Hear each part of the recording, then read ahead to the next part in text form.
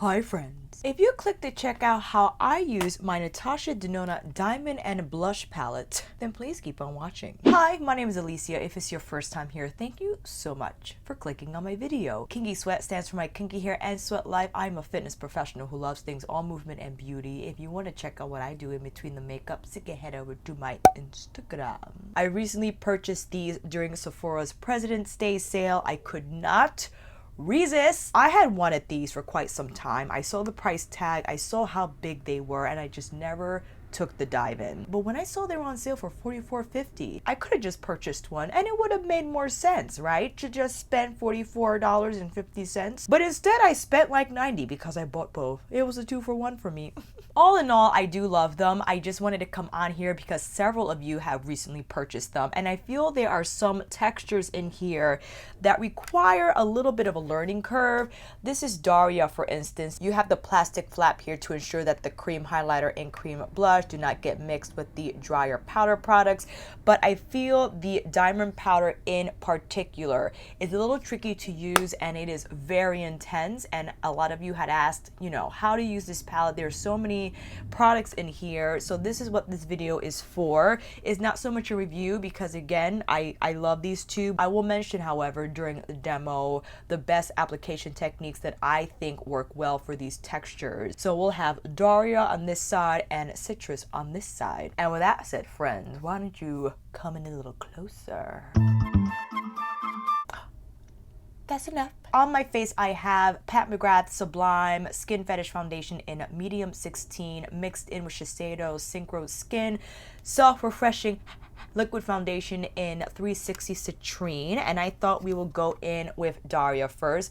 My apologies for not mentioning this before. These originally retail for $89 each, and they were on sale again for $44.50. And I believe Natasha might have a tutorial on her YouTube, but you know, I figured I'll just do one myself. So what she likes to do is go in with a cream highlighter first. Now, you can apply this with the finger, which I think is probably the easiest thing to do. This is the Glow Cream Base from the Darya palette, and it is a lovely texture. I think it's just such an easy way to add that glow and just that radiance to the cheekbone. Is a little drier in texture than I feel maybe, well, I guess it's still consistent with the texture you find in her smaller 4-pan face palettes, but I think is ideal and pretty foolproof to apply, I must say. So Natasha likes to go in with the cream powder first, so there is an adhesive stick for the powder products to successfully lay on top. Now the cream blush, this is a beautiful shade, is on the cooler pinky side. What you can do is use a sponge, which she likes to do, but I actually like to go in with an undyed goat hair brush. This is my Refer brush. The Prototype 24 brush is a little thicker than the 05 brush, which do I have? I don't. I'm still ill prepared. I like to just take some of the cream blush with the brush. It comes with a huge... Hey there. It comes with a huge mirror, which I think is a plus. And then I punch it right under the cream highlights. And I particularly love this brush because since it is undyed natural fibers, you can't use it with cream products, but I feel it just makes it really seamless to apply. You could apply this higher on the cheekbone, or you could apply it more on the apples of the cheeks, but I like to keep this higher because I then go in with the powder blush more on the apples of the cheeks. But look, even just that, without us using any of the products in this palette, look how beautiful that looks. So good. And if you were figuring out which palette to get, I don't know if these are on sale anymore, but if they are or ever will be, I think Darya will work out if you're around my skin tone. Now in with the Dual Glow. The Dual Glow is a duochrome moment that you think is going to be too much. Oh my goodness. But because we applied the cream base, we can now go in with a light brush. I'm going in with my Hakuhodo G5521B, tap some of the Dual Glow, kick off the excess, and just go over the cream base. And it is, I don't know how she was able to formulate such an impactful shade, but the texture remaining so lightweight, and the way it just provides that glow from within look. It's amazing. Completely and utterly amazing. And I feel it leaves little texture. Let me cut down the exposure. So you just have to be careful, right? If you feel you have too much texture for these powders and creams, then I will stay away, or apply it higher and not so much near the cheek like I did, right? So be a little more strategic in your placement. But that is so gorgeous, the way it melts into the cream blush as well. Oh my goodness. Now that we finished with the cream row, we could go down to the powder row, and this is where you got to be a little careful, right? So actually we'll go in with the powder blush. This is the powder blush shade that's a little lighter in texture than one would think, and I like that because then you're able to layer it well over the cream blush shade without it looking heavy on the skin. And you could also bring a little bit more on the apples of the cheeks without it being too color rich, right? Without it being too pigmented. And this is how the shade looks. Again, is a cool pink shade. It has a sheen to it that I feel lends itself to like a nice radiant moment on the apples of the cheeks. But you could apply this higher on the cheekbone or lower on the apples of the cheeks, as I said. If you want more of a powwow glow right here on the very punchy part of the cheekbone, going in with the Glow Extreme. This is like a creamy textured powder that has such beautiful brightness to it. It's a little cooler in shade, so I would just apply this on the bing portion of my cheekbone, carefully tap, and look how this is crazy. I'm gonna put some right above the brow arch, taking my Smith brush with the Glow Extreme and just punching it on the inner part of my eye just to, you know, be consistent. Now with the diamond powder. The diamond powder, friends, it's not for the faint of heart. It's a drier texture, it's a lot drier. You can see that it's a little tough to pick up with a fingertip.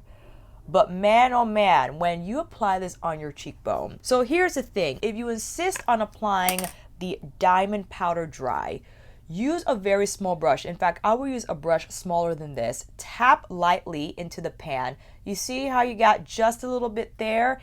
Right where the brightest spot of highlight occurs, just tap it right on that portion of the cheekbone, okay?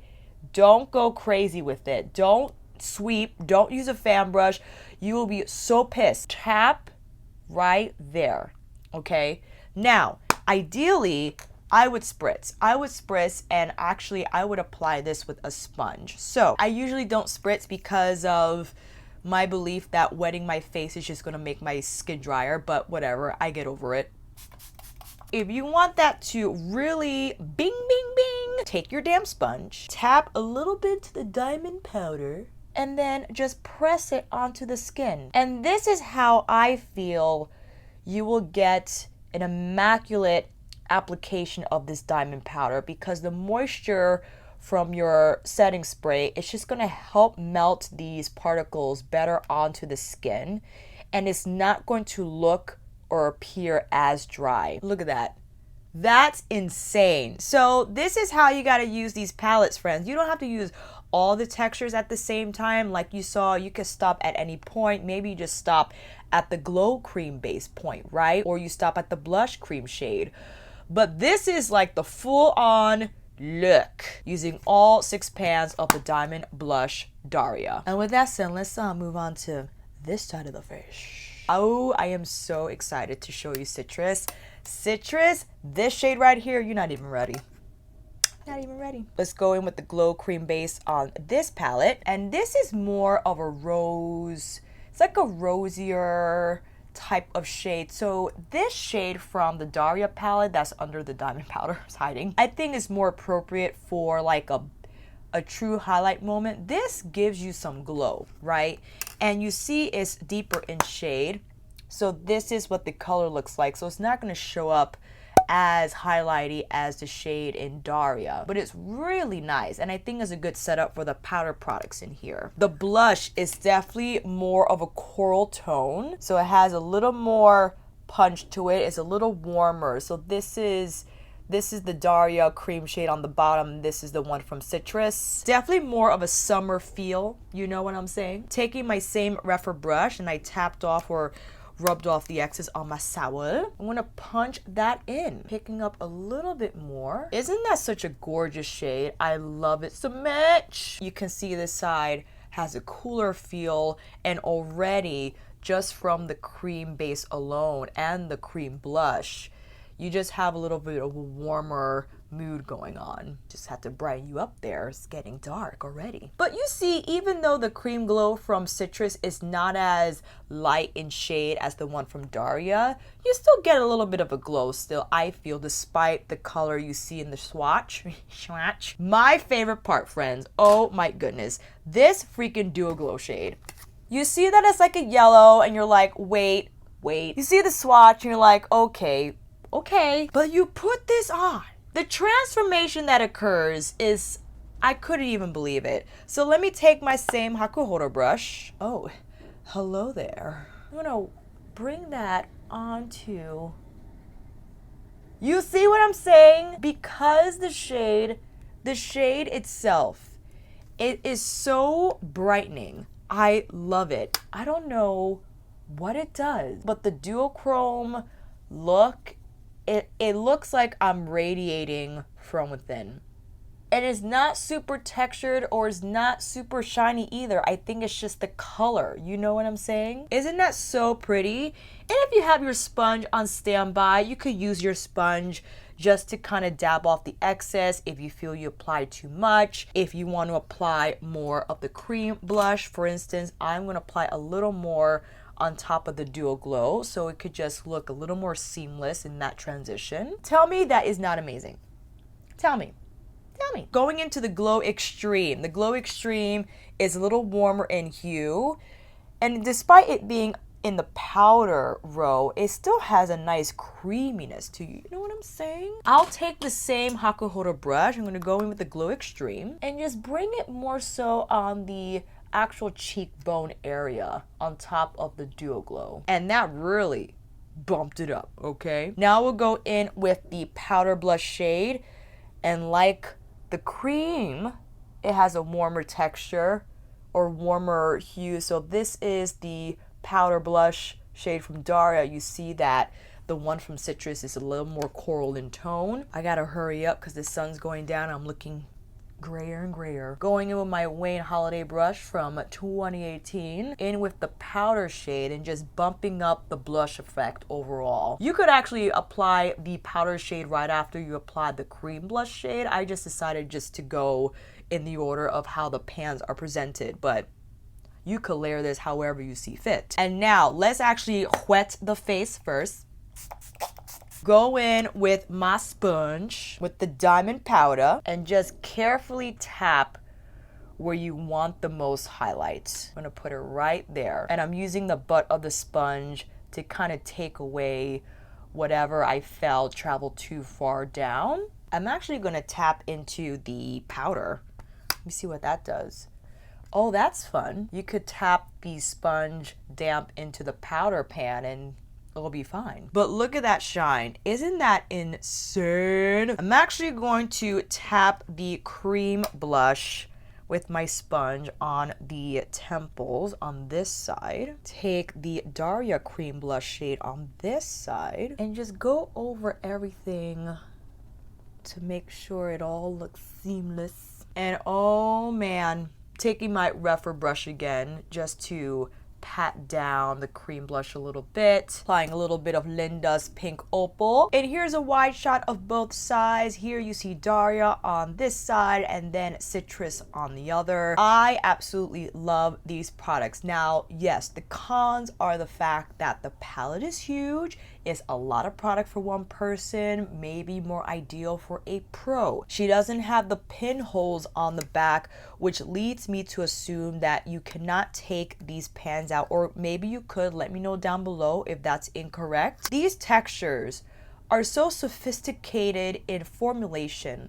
The fact that we applied 6 different products, texture and shade, and it looks like this. It still looks smooth on the skin. You know what? Why don't you come in and take a look for yourself? Look how shiny it is, but look how smooth it is. And again, I probably would use a smaller sponge even to keep the Diamond Glow powder more concentrated here.